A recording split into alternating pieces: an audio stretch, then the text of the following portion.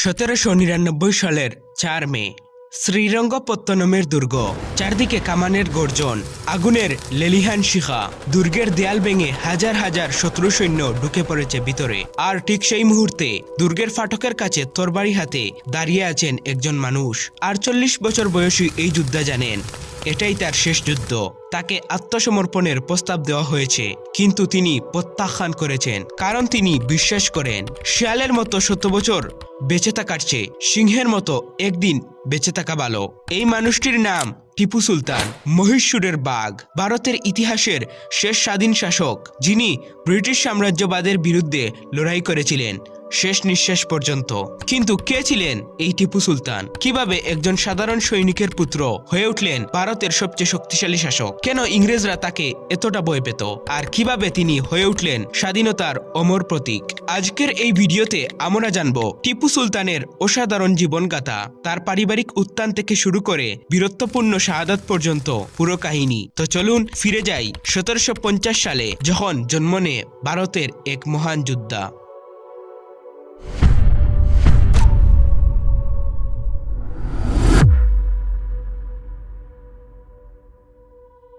টিপু সুলতানের জীবন বুঝতে হলে আগে জানতে হবে তার পিতা হায়দার আলীর অসাধারণ উত্থানের গল্প। হায়দার আলী ছিলেন সাধারণ পরিবারের সন্তান, কিন্তু নিজের যোগ্যতা, সাহস আর কূটনৈতিক দক্ষতায় তিনি মহীশূর রাজ্যের প্রকৃত ক্ষমতায় আরোহণ করেন। প্রথমে তিনি সামরিক বাহিনীতে সাধারণ সৈনিক হিসেবে যোগ দেন, কিন্তু ধীরে ধীরে তার নেতৃত্ব গুণ ও যুদ্ধ কৌশল সবাইকে মুগ্ধ করে। 1761 সালে হায়দার আলী মহীশূরের প্রকৃত শাসক হিসেবে ক্ষমতা দখল করেন। তখন মহীশূরের নামমাত্র রাজা ছিলেন ওরিয়ার বংশের রাজা, কিন্তু সব ক্ষমতাই চলে যায় হায়দার আলীর হাতে। তিনি ছিলেন দূরদর্শী শাসক, যিনি বুঝতে পেরেছিলেন ইউরোপীয় শক্তি, বিশেষ করে ইংরেজদের ভারতে ক্রমবর্ধমান আধিপত্য ভবিষ্যতে বিপদ ডেকে আনবে। টিপুর মা ফাতেমা ফখরুন নিসা ছিলেন অত্যন্ত বুদ্ধিমতী ও ধর্মপ্রাণ মহিলা। তিনি শুধু গৃহিণী নন, পুত্রের শিক্ষা ও চরিত্র গঠনে তার ভূমিকা ছিল অপরিসীম। এই দাম্পত্যের গড়ে 1750 সালের 20 নভেম্বর জন্ম নেয় টিপু, যার পুরো নাম ছিল সুলতান ফাতেহ আলী খান সাহাব। টিপুর শৈশব ছিল অন্য 10টা রাজপুত্রের মতো বিলাসবহুল নয়, বরং একজন যোদ্ধা ও শাসক তৈরির কঠোর প্রশিক্ষণ ক্ষেত্র। হায়দার আলী বুঝেছিলেন যে তার পুত্রকে শুধু রাজপুত্র নয়, একজন দক্ষ সেনাপতি ও বুদ্ধিমান শাসক হিসেবে গড়ে তুলতে হবে। ভাষা শিক্ষায় দক্ষতা। টিপুকে একাধিক ভাষায় শিক্ষা দেওয়া হয়। তিনি আরবি শিখেছিলেন ধর্মীয় শিক্ষার জন্য, ফার্সি শিখেছিলেন যা তখন ভারতের রাজদরবারের ভাষা ছিল, কন্নড় শিখেছিলেন নিজের প্রজাদের সাথে সরাসরি যোগাযোগের জন্য, এবং উর্দু শিখেছিলেন সামরিক বাহিনীর সাথে কথা বলার জন্য। এই বহুভাষিক দক্ষতা পরবর্তীতে তাকে একজন কার্যকর শাসক হতে সাহায্য করে। সামরিক প্রশিক্ষণ। খুব ছোটবেলা থেকেই টিপুকে অস্ত্র চালনা শেখানো হয়। তরবারি চালনা, ঘোড়ায় চড়ে যুদ্ধ করা, তীরন্দাজি, বন্দুক চালনা, সবকিছুতেই তিনি দক্ষতা অর্জন করেন। শুধু অস্ত্র চালনা নয়, যুদ্ধ কৌশল, সেনাবাহিনী পরিচালনা, দুর্গ নির্মাণ ও প্রতিরক্ষা ব্যবস্থা সম্পর্কেও তাকে শেখানো হয়। রাজনৈতিক শিক্ষা। টিপু শুধু যোদ্ধা নয়, একজন বুদ্ধিমান রাজনীতিবিদ হয়ে উঠেছিলেন। পিতার দরবারে বসে তিনি কূটনীতি, জোট গঠন, শত্রু মিত্র চেনার কৌশল শিখতে থাকেন। হায়দার আলী প্রায়ই টিপুকে গুরুত্বপূর্ণ বৈঠকে রাখতেন, যাতে তিনি শাসন ব্যবস্থা বুঝতে পারেন। টিপুর সামরিক জীবন শুরু হয় খুবই অল্প বয়সে। মাত্র 15 বছর বয়সে তিনি পিতার সাথে যুদ্ধক্ষেত্রে যান। এটা ছিল শুধু দেখার জন্য নয়, বরং সরাসরি যুদ্ধে অংশ নেওয়ার জন্য। হায়দার আলী বিশ্বাস করতেন যে যুদ্ধের প্রকৃত শিক্ষা যুদ্ধক্ষেত্রেই হয়। প্রথম অ্যাংলো মহীশূর যুদ্ধ 1766 থেকে 1769। টিপু যখন মাত্র 16 থেকে 17 বছরের তরুণ, তখন তিনি প্রথম অ্যাংলো মহীশূর যুদ্ধে অংশ নেন। এই যুদ্ধ ছিল ইংরেজ ইস্ট ইন্ডিয়া কোম্পানি ও তাদের মিত্র মারাঠা ও নিজামের বিরুদ্ধে। তরুণ টিপু এই যুদ্ধে পিতার পাশে থেকে দেখলেন কিভাবে একটি ছোট কিন্তু সুসংগঠিত বাহিনী বড় শত্রুর বিরুদ্ধে লড়াই করে। এই যুদ্ধে মহীশূর বিজয়ী হয় এবং 1769 সালে মাদ্রাজের সন্ধি স্বাক্ষরিত হয়। এই প্রথম যুদ্ধ টিপুকে শিখিয়েছিল যে ইংরেজরা অপরাজেয় নয়। দ্বিতীয় অ্যাংলো মহীশূর যুদ্ধ 1780 থেকে 1784। এই যুদ্ধে টিপু ছিলেন আরো পরিণত, আরো দায়িত্বশীল। তখন তার বয়স মাত্র 30 বছরের কাছাকাছি, এবং তিনি একজন দক্ষ সেনাপতি হিসেবে নিজেকে প্রমাণ করে ফেলেছিলেন। এই যুদ্ধে টিপু বেশ কয়েকটি গুরুত্বপূর্ণ নেতৃত্ব দেন। 1780 সালে পুলিলুর যুদ্ধ যুদ্ধে টিপু ব্রিটিশ বাহিনীর বিরুদ্ধে চমৎকার বিজয় অর্জন করেন। প্রায় 4000 ইউরোপীয় সৈন্য নিহত হয় এবং প্রায় 300 জনকে বন্দী করা হয়, যাদের মধ্যে ছিল কর্নেল ভেইলি। এই বিজয় ছিল এশিয়ার ইউরোপীয় শক্তির বিরুদ্ধে অন্যতম বড় পরাজয়। টিপু এই যুদ্ধে আরেকটি গুরুত্বপূর্ণ জিনিস ব্যবহার করেন, রকেট। আধুনিক রকেট প্রযুক্তির একটি প্রাথমিক রূপ মহীশূরে ছিল। লোহার নলে গান পাউডার ভরে এই রকেটগুলো শত্রুপক্ষের দিকে ছুড়ে দেওয়া হতো। এটা ইংরেজদের জন্য ছিল নতুন এবং ভয়ঙ্কর অভিজ্ঞতা।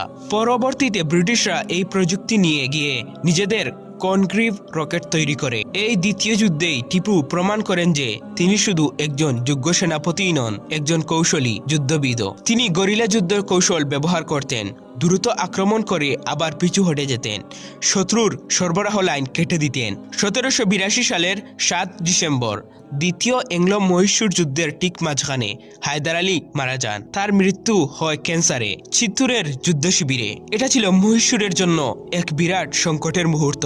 শত্রুরা চারদিক থেকে ঘিরে ধরেছে, যুদ্ধ চলছে পুরোদমে, আর এমন সময় মারা গেলেন তাদের মহান নেতা। কিন্তু টিপু ছিলেন প্রস্তুত। তিনি সামরিক শিবিরেই ছিলেন এবং পিতার মৃত্যুর খবর গোপন রাখলেন কয়েকদিন। কেন? কারণ তিনি জানতেন এই খবর ছড়িয়ে পড়লে শত্রুপক্ষ আরো উৎসাহিত হবে এবং নিজের সেনাবাহিনীতে হতাশা ছড়িয়ে পড়তে পারে। দ্রুততার সাথে তিনি সব ব্যবস্থা করলেন এবং নিশ্চিত করলেন যে ক্ষমতা হস্তান্তর হবে নিরাপদে। 1782 সালের 22 ডিসেম্বর শ্রীরঙ্গপত্তনমে টিপু সুলতান আনুষ্ঠানিকভাবে মহীশূরের সুলতান হিসেবে অভিষিক্ত হন। এবার তিনি শুধু সেনাপতি নন, পুরো রাজ্যের শাসক। তার পুরো উপাধি হয় সুলতান ফাতেহ আলী খান সাহাব টিপু। তবে ইতিহাসে তিনি পরিচিত হয়েছেন টিপু সুলতান নামেই। মজার ব্যাপার হলো, মহীশূরের আসল রাজবংশ ওড়িয়া রাজারা তখনও ছিলেন, কিন্তু তারা ছিলেন নামমাত্র রাজা। আসল ক্ষমতা ছিল টিপুর হাতে। তবে টিপু তাদের সম্মান দিতেন এবং রাজকীয় আচার অনুষ্ঠানে তাদের স্থান বজায় রাখতেন। সিংহাসনে বসেই টিপু প্রথম কাজ করলেন যুদ্ধ শেষ করা। 1784 সালে মঙ্গলরের সন্ধি স্বাক্ষরের মাধ্যমে তিনি ইংরেজদের সাথে যুদ্ধবিরতি করলেন। এরপর তিনি মনোযোগ দিলেন রাজ্য পরিচালনায়, আর এখানেই প্রকাশ পেল তার প্রকৃত প্রতিভা। টিপু সুলতান শুধু একজন যোদ্ধা ছিলেন না, তিনি ছিলেন একজন আধুনিক মনোভাবাপন্ন সংস্কারক। তিনি বুঝিয়েছিলেন যে শুধু তরবারির জোরে রাজ্য রক্ষা করা যায় না, দরকার শক্তিশালী অর্থনীতি, সুশাসন আর প্রজাদের সমৃদ্ধি। টিপু রাজস্ব ব্যবস্থায় বড় ধরনের সংস্কার আনলেন। আগের ব্যবস্থা ছিল অনেকটা এলোমেলো, কোথাও বেশি কর, কোথাও কম, আর মধ্যস্থভোগীরা চুষে খেত কৃষকদের। টিপু এইসব বদলে দিলেন। তিনি জমি জরিপ করলেন পুরো রাজ্যে, কোন জমি কতটা উর্বর, কতটা ফসল হয়, সব হিসাব করা হলো। তারপর তিনি একটা যুক্তিসঙ্গত কর ব্যবস্থা চালু করলেন। জমির উৎপাদন ক্ষমতা অনুযায়ী কর নির্ধারণ করা হলো, উর্বর জমিতে বেশি, কম উর্বর জমিতে কম। সবচেয়ে বড় কথা, তিনি মধ্যস্থভোগীদের অনেকটাই সরিয়ে দিলেন। কৃষকরা সরাসরি সরকারকে কর দিত, ফলে কৃষকদের বোঝা কমল এবং সরকারের আয় বাড়ল। 2 লাভ। তিনি চালু করলেন কুডুরি নামে এক ধরনের ভূমি রেজিস্টার, যেখানে সব জমির বিবরণ লেখা থাকত। টিপু বুঝেছিলেন যে কৃষি রাজ্যের মেরুদণ্ড, তাই তিনি কৃষি উন্নয়নে বিশেষ নজর দিলেন। নতুন নতুন ফসল চাষের উৎসাহ দিলেন, সেচ ব্যবস্থা উন্নতি করলেন, নতুন জলাধার খাল খনন করলেন, কৃষকদের উন্নত বীজ এবং কৃষি যন্ত্রপাতি দেওয়ার ব্যবস্থা করলেন। তবে টিপুর সবচেয়ে বড় অবদান ছিল বাণিজ্যিক চিন্তাভাবনায়। তিনি রেশম চাষে উৎসাহিত করলেন এবং মহীশূরকে রেশম উৎপাদনের কেন্দ্র বানালেন। চন্দন কাঠ, মশলা এসব পণ্যের রপ্তানি বাড়ালেন। টিপু বিদেশি বাণিজ্যের গুরুত্ব বুঝতেন। তিনি ফরাসি, ওলন্দাজ, তুর্কি বণিকদের সাথে বাণিজ্য সম্পর্ক গড়ে তুললেন। তিনি চাইতেন না যে ইংরেজরাই একমাত্র বাণিজ্য নিয়ন্ত্রণ করুক। মাস্কট, তুরস্ক, এমনকি ফ্রান্সেও তিনি বাণিজ্যিক মিশন পাঠালেন। তিনি বন্দর উন্নয়নেও কাজ করলেন। মঙ্গলর বন্দরকে তিনি গুরুত্বপূর্ণ বাণিজ্যিক কেন্দ্র হিসেবে গড়ে তুললেন। রাস্তাঘাট মেরামত করলেন যাতে পণ্য সহজে পরিবহন করা যায়। টিপু একটা নতুন মুদ্রা ব্যবস্থা চালু করলেন। তিনি চালু করলেন হায়দারি পগুদা নামের স্বর্ণ মুদ্রা এবং কালাদারি পগুদা নামের রূপ্য মুদ্রা। এই মুদ্রাগুলোতে থাকতো ফরাসি ও নাগরী লিপিতে লেখা, যা দেখাতো তিনি দুই সংস্কৃতিকেই সমান সম্মান করতেন। মজার ব্যাপার হলো, টিপুর মুদ্রায় কোনো মানুষের ছবি থাকতো না ইসলামী নিয়ম মেনে, বরং থাকতো সুন্দর ক্যালিগ্রাফি আর কখনো কখনো বাঘের প্রতীক। হ্যাঁ, বাঘ ছিল টিপুর প্রিয় প্রতীক। তাকে ডাকা হতো মহীশূরের বাঘ। টিপু সুলতান 1784 সালে একটা নতুন ক্যালেন্ডার চালু করলেন, যেটাকে বলা হয় মৌলুদি ক্যালেন্ডার। এই ক্যালেন্ডারের শুরু ছিল নবী মুহাম্মদ সাল্লাল্লাহু আলাইহি ওয়াসাল্লাম এর জন্মদিন থেকে। এটা ছিল সৌর ক্যালেন্ডার, চন্দ্র নয়। কেন? কারণ কৃষিকাজে সৌর ক্যালেন্ডার বেশি কার্যকর। ঋতু পরিবর্তন, বীজ বপন, ফসল কাটা সবকিছুই সৌর ক্যালেন্ডার অনুযায়ী হয়। মাসগুলোর নাম ছিল ফার্সি, ফারবারদিন, উর্দু বিহিসত, খুরদাদ ইত্যাদি। এই ক্যালেন্ডার চালু করে টিপু দেখালেন যে তিনি একাধারে ধর্মীয় ও আধুনিক বৈজ্ঞানিক চিন্তার সমন্বয় ঘটাতে পারেন। টিপু শুধু প্রশাসক নন, তিনি ছিলেন সামরিক প্রযুক্তির একজন অগ্রদূত। তিনি বিশ্বাস করতেন যে শত্রুকে হারাতে হলে তাদের চেয়ে এগিয়ে থাকতে হবে প্রযুক্তিতে। টিপু সুলতানের সবচেয়ে বিখ্যাত সামরিক উদ্ভাবন হলো মহীশূর রকেট। আসলে এটা শুরু করেছিলেন তার পিতা হায়দার আলী, কিন্তু টিপু এটাকে নিয়ে গেলেন অনেক উচ্চতায়। এই রকেটগুলো ছিল লোহার নল দিয়ে তৈরি, যার ভেতরে ভরা থাকতো গান পাউডার। নলের এক প্রান্তে থাকতো লম্বা বাঁশের লাঠি, যা রকেটের দিক নিয়ন্ত্রণ করত। রকেটের রেঞ্জ ছিল প্রায় 2 কিলোমিটার পর্যন্ত, যা সেই সময়ের জন্য অসাধারণ। টিপুর বাহিনীতে ছিল প্রায় 5000 রকেট ব্রিগেড। যুদ্ধক্ষেত্রে হঠাৎ আকাশ থেকে আগুনের বৃষ্টি নামতো। এটা ছিল ইংরেজদের জন্য ভয়ঙ্কর অভিজ্ঞতা। পলাশির যুদ্ধে, সেরিঙ্গাপত্তনমের যুদ্ধে এই রকেটের ব্যবহার ইংরেজদের হতচকিত করে দিয়েছিল। মজার ব্যাপার হলো, ব্রিটিশরা পরে এই প্রযুক্তি নিয়ে গেল ইংল্যান্ডে। উইলিয়াম কনগ্রিভ নামের এক ব্রিটিশ আর্টিলারি অফিসার টিপুর রকেট দেখে এবং তা নিয়ে গবেষণা করে তৈরি করলেন কনগ্রিভ রকেট, যা ব্রিটিশ বাহিনীতে ব্যবহৃত হলো দীর্ঘদিন। নেপোলিয়নিক যুদ্ধে 1812 সালের যুদ্ধে এই রকেট ব্যবহার করা হয়েছিল। এভাবে মহীশূরের রকেট প্রযুক্তি আধুনিক রকেট বিজ্ঞানের ভিত্তি তৈরি করে দিল। টিপু বুঝেছিলেন যে ইংরেজদের শক্তির একটা বড় উৎস হলো তাদের নৌবাহিনী। তারা সমুদ্রপথ নিয়ন্ত্রণ রাখে, তাই সহজেই সৈন্য ও অস্ত্র আনতে পারে এবং বাণিজ্য নিয়ন্ত্রণ করতে পারে। তাই টিপু সিদ্ধান্ত নিলেন মহীশূরেরও একটা নৌবাহিনী থাকবে। তিনি জলঙ্গি, মঙ্গলর এবং মৌলিদাবাদে নৌঘাঁটি স্থাপন করলেন। ফরাসি বিশেষজ্ঞদের সাহায্যে তিনি যুদ্ধজাহাজ তৈরি করালেন। তার নৌবাহিনীতে ছিল 20টিরও বেশি বড় যুদ্ধজাহাজ এবং আরো অনেক ছোট নৌযান। মহীশূর নৌবাহিনীর একটি বিখ্যাত জাহাজ ছিল মিরান, যার ওজন ছিল 1200 টন। এই জাহাজের ছিল 72টি কামান।